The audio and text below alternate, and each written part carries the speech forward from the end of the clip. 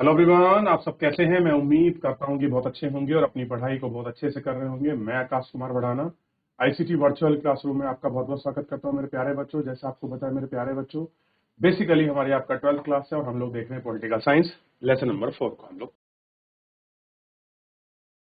देख लिया तो ये हमने इसमें आपका बात कर ली। सत्ता के विकेंद्रीकरण का जो विकल्प है इस पर हम लोग बात कर रहे हैं। देख लिया यहां तक? कोई डाउट, कोई क्वेरी किसी प्रकार का? ठीक है, चलिए चलिए। तो हमने आसियान को पूरा अच्छे से देख लिया। आसियान पर हमने बात कर ली थी, क्लियर है। अब मुझे थोड़ा सा इसमें कुछ पढ़ाना है और आपको समझाना है, उसी के साथ हम चीजों को चलेंगे। सबसे पहले इसके जो फिलिंग द ब्लैंक्स हैं आप इनको फिल करें। चैप्टर आपका समाप्त हो चुका था। अभी मैं आपसे चैप्टर के साथ साथ मैं दोनों चीज आपको पूछूंगा।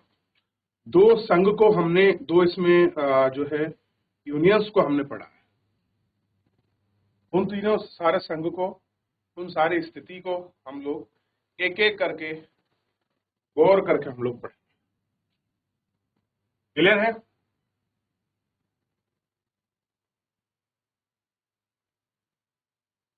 तो पहले एक बार आप वापस से चैप्टर को देख लीजिए, ताकि अगर किसी को डाउट है कि हम कहाँ से पढ़ रहे हैं तो रिवीजन आपको क्लियर हो जाएगा पहले से ही। मैं आपको चैप्टर बता रहा हूँ। चैप्टर का नाम है सत्ता के वैकल्पिक केंद्र। इस सत्ता के वैकल्पिक केंद्र में कुछ आपको पूछना है यूरोपियन संघ के बारे में, इन सब चीजों के बारे में, तो आप पहले से पूछ सकते हैं।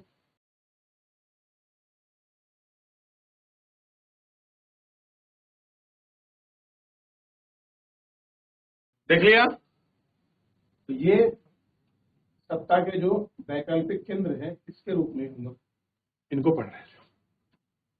क्लियर है? चलिए पढ़ लिया। सबसे पहले हम लोग बात करते हैं इन तिथि के हिसाब से इन सबको क्रम में लगाइए। कैसे है? पहले तिथि लगानी है इनकी कि तिथि कब आई, फिर इनका सही क्रम क्या है, पहले कौन आया, दूसरे कौन आया, तीसरे कौन आया, चौथे कौन आया। और ये पता तब होगा जब हमको इनके स्टैब्लिश जो ईयर्स हैं उनकी जानकारी हमें कर कैसी होगी, उनकी जानकारी हमको कैसी होगी, बिल्कुल कंफर्म होगी। क्लियर है? ध्यान रहेगा।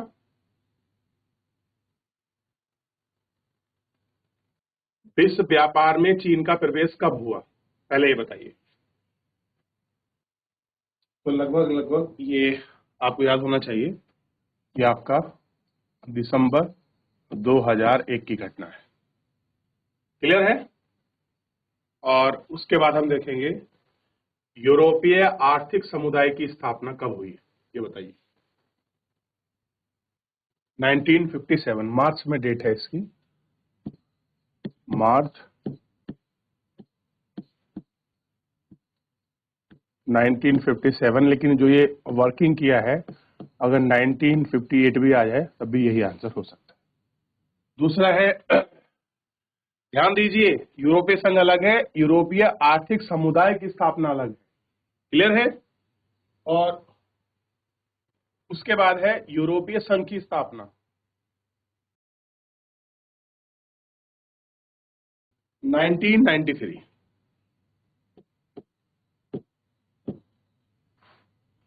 अब इसके बाद आएगा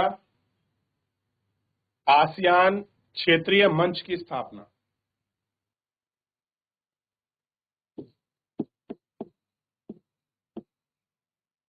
क्लियर है?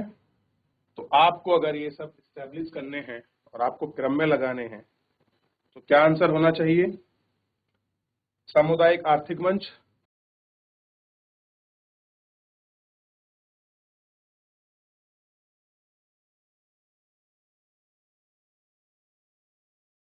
ये ध्यान रखना मैंने गलत कर दिया था, ये 1967 है, इसको मैं भूल गया था। 94 1967, वही तो मैं कहूं कितना पुराना कैसे। अब इसको आप लगा सकते हो आसानी से। तो सबसे पहले यूरोपीय आर्थिक समुदाय, उसके बाद आसियान, उसके बाद यूरोपीय संघ, उसके बाद चीन का विश्व में एंट्री। तो ऐसे लिख लीजिए 2, 4, 3,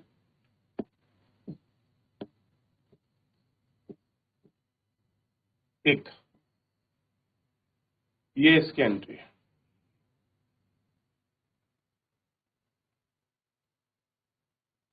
देख लिया, याद रहेगा इतना? तो इतना आपको ध्यान रखना चाहिए। क्लियर है? इसके बाद है आसियान वे या आसियान शैली क्या है, बताइए। तो आसियान वे और आसियान शैली क्या है, तो आपको क्लियर होना चाहिए। आसियान के सदस्य देशों का जीवन शैली, आसियान सदस्यों की औपचारिक सहयोग कामकाज की शैली, या आसियान देशों की रणनीति, या आसियान सदस्यों के जोड़ने वाली सड़क। क्या होना चाहिए? आसियान शैली। शैली का मतलब क्या होता है? उनका व्यवहार, उनका तरीका, उनका समन्वय। आंसर क्या होना चाहिए? आप देखिए, दूसरा है इनमें से किसने खुले द्वार की नीति को अपनाया, ओपन विंडो ऑपरेशन अपनाया। कहने का मतलब ये है, बताइए।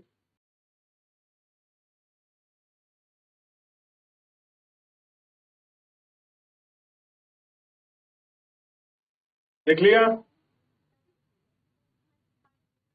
चलिए, तो इसका आंसर होना चाहिए आसियान सदस्य देशों की औपचारिक और सहयोगात्मक जो शैली है, ये होना चाहिए इसका आंसर।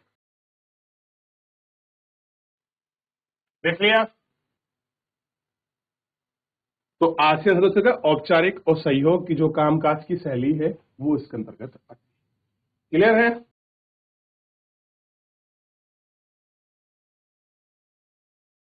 इसमें किसने खुले द्वार की नीति अपनाई? तो आंसर बताइए। चीन, दक्षिणी कोरिया, जापान, क्या है?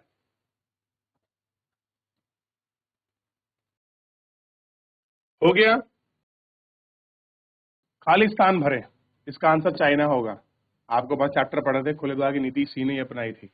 और 2001 के बाद आप देखिए कितना बड़ा विकास चाइना ने एकदम बम्पर मार्केट में आया है पूरे विश्व के रूप में। क्लियर है? तो चाइना इसको लेके आया है। चाइना का एक अपना अच्छा योगदान रहा है और एक अपने आप में उसकी नीति रही। क्लियर है? आगे बढ़े। अब देखिए, खालिस्तान भरे 1962 में भारत और चीन के बीच और को लेकर सीमावर्ती लड़ाई हुई। अब 1962 का जो वॉर हुआ था उसमें दो क्षेत्र को लेकर हमारा डिस्प्यूट था। किसके साथ? तो आपको पता होना चाहिए, चीन और वे। क्लियर है? तो वो कह रहे हैं कि वो कौन सा क्षेत्र था और यहाँ कौन क्षेत्र है जिसको लेकर हमारा सीमावर्ती डिस्प्यूट है। भाई ये तो चीज तो अब क्लियर होनी चाहिए कि सीमावर्ती क्या होगा, जिससे आपका सीमा लगती होंगी। अब आपको ये ध्यान रहना चाहिए कि भारत और चाइना की सीमा कहाँ कहाँ लगती है आपस में। क्लियर है? किन की जगह पर लगाता है, और लगाता है तो डिस्प्यूट का है, हमारे उत्तराखंड की भी लगती है। लेकिन ये हमें अगर क्लियर होगा तो आंसर हम ज्यादा आसानी से कर पाएंगे। क्लियर है? तो आंसर ध्यान रखिए कि इसका आंसर आपको क्लियर होना चाहिए कि अरुणाचल प्रदेश के कुछ हिस्से और लद्दाख का अक्साई चीन। क्लियर है? तो क्या होगा आंसर इसका? यहां से लिखना शुरू करते हैं, ठीक है। तो इस जगह का हम भर रहे हैं पहले का, और यहाँ दूसरा। तो पहला है अरुणाचल प्रदेश के कुछ हिस्से, ठीक। और दूसरा क्या है? अक्साई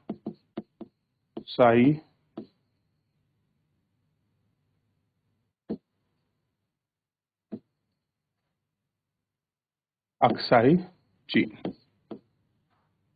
ठीक। और अक्साई चीन कहां पर पड़ता है? तो जो लद्दाख का रीजन है उस वाले रीजन को लेकर इनका डिस्प्यूट है। क्लियर है?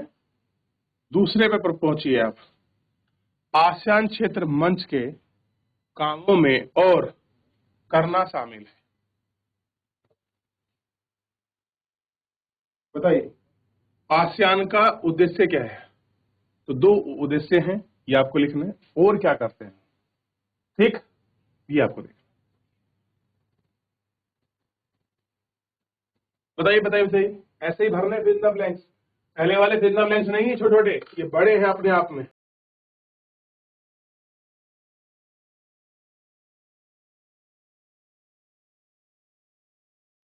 देख लिया,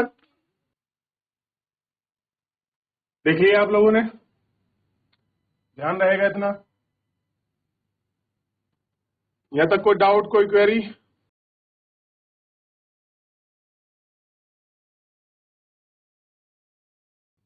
तो आपको पता है इसका आंसर होगा आर्थिक विकास, या विकास की तेज प्रक्रिया भी कह सकते हो, और सामाजिक और सांस्कृतिक विकास। सोचिए आसियान क्षेत्रीय मंच का काम क्या है। अब अगर आप इनको भरोगे फिंगर लाइन्स को, तो अब आपको क्लियर हो जाएगा कि भाई आर्थिक मंच का क्या काम है। आर्थिक विकास को तेज करना। ऐसे शुरू कर दे।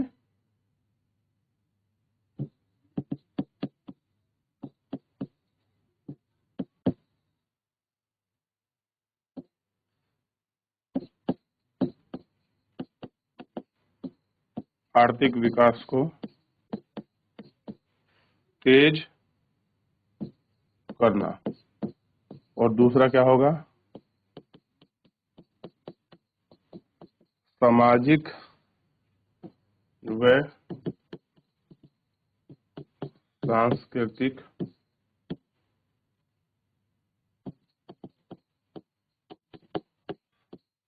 सहयोग को बढ़ाना।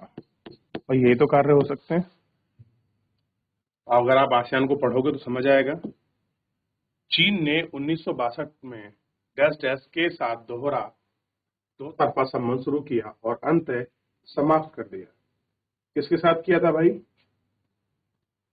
ठीक, तो आपको पता होना चाहिए ये सारी चीजें। अमेरिका के साथ क्या किया था इसने?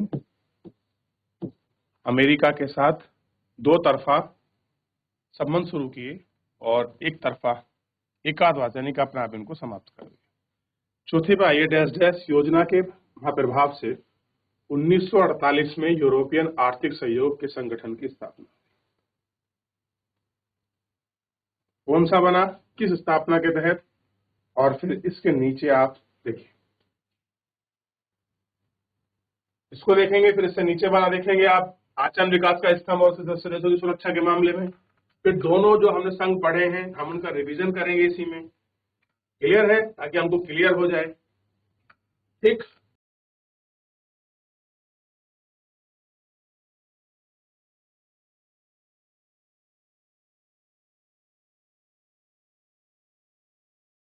आगे बढ़ जाए।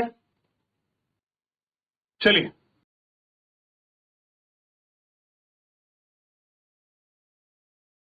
तो ये क्या थी? ये थी मार्शल योजना। क्या थी? मार्शल योजना। ठीक है, ध्यान रहेगा।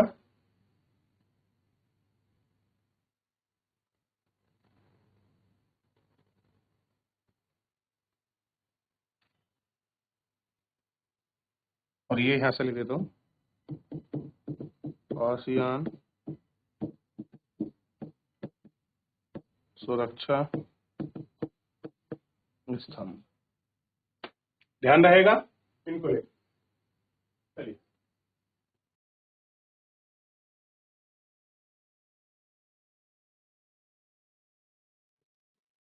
चलिए देख लिया। अब मैं आपसे एक चीज पूछता हूँ, सिंपली। अभी आपने आसियान को पढ़ा, तो सबसे पहले अब यहां से देखिए, भारत और चीन का युद्ध हुआ। क्लियर है? ये आपने देखा, ठीक है। किस तरह हुआ था और कारण क्या थे। देखिए ये तो पूछा गया था, आंध्र प्रदेश के कुछ इलाके और लद्दाख का अक्साई चीन 1952। तो एक तो ऑप्शन यही था, यहां से निकाला था एक ऑप्शन, ऐसा कुछ नहीं मैंने कहीं विदेश से पढ़ा, इसी में का था। यहां पे देख लिया, आगे बढ़िए।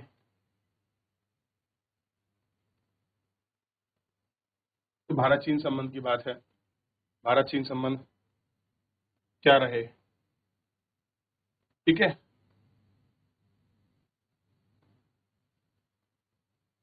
अब देखिए, चीन के नेतृत्व में 1972 में अमेरिका के संबंध बनाए और अपने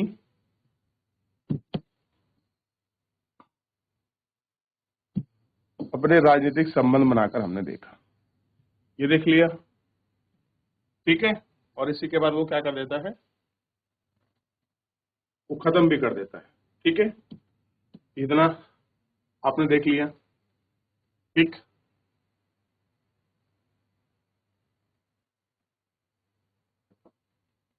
आसियान को भी आप देख चुके हैं, क्या है आसियान का, तो उसका क्या है, सामाजिक आर्थिक विकास में मदद करना, ठीक, और आर्थिक विकास को तेज करना, ये तो इसके केंद्र हैं और यही इसका काम है, ठीक। देख लिया इतना आपने, और यही है 1967 बैंकॉक घोषणा, जो पहला ऑप्शन हमको आपका मिलाकर लगाना था सही क्रम में, तो यही तो क्रम बनेगा, हो गया। आसियान देख लिया आपने, आसियान के बाद आपको यूरोपियन यूनियन देखना चाहिए, और आपको पता है यूरोपियन यूनियन बना कैसे है, क्या उसके काम थे, किस तरह चला वो, ठीक है। और इसका काम क्या था, 1948 में यूरोपियन आर्थिक सहयोग संगठन की स्थापना करना, इसलिए एक दूसरे के सहयोग और समन्वय के लिए तो आपके संगठन बनाए जाते हैं, क्या करें, एक दूसरे के सहयोगात्मक और संगठनात्मक चीजों से वो चले, इन्हीं की इन्होंने सारे इसमें बात की थी, क्लियर है। तो यही है आपका यूरोपियन यूनियन संघ, क्लियर है।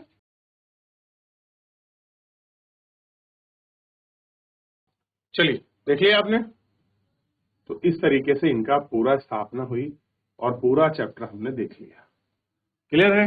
तो हर एक चैप्टर एक दूसरे को लिंकेड है। हम लोग मंडे को आपका नेक्स्ट चैप्टर करेंगे, या अभी जो नेक्स्ट क्लास होगी उसमें हम लोग देखेंगे। चलिए तो फिलहाल इतना ही, मिलेंगे नेक्स्ट लेक्चर में।